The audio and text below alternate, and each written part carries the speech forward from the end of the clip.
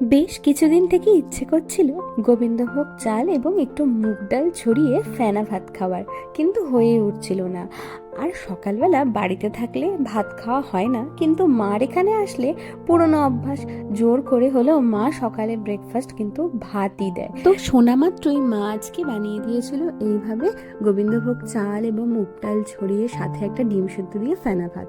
অনেকদিন পর সকালবেলা গরম গরম ভাত খেলাম, সাথে একটু ঘি ছড়িয়ে নিয়েছিলাম, পুরো জমে গেছিল। এছাড়াও ভাতের মধ্যে ছিল বেশ কিছু ভেজিস, যেমন কাঁচকলা, শিম, আলু, অনেক কিছু।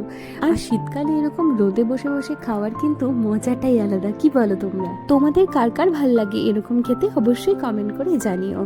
আর তারপর আমার খাওয়া দাওয়া হয়ে গেলে মার খাবারটাও বেড়ে মাকে দিলাম। আমাদের আবার নিয়ম আছে, একসাথে দুজনে খাওয়া যাবে না চিনির জন্য। প্রথমে আমি খেয়ে নিই, তারপরে মাকে দিই, অথবা মা খেয়ে নিয়ে চিনিকে ধরে, তারপরে আমি খাই, এইভাবেই চলে।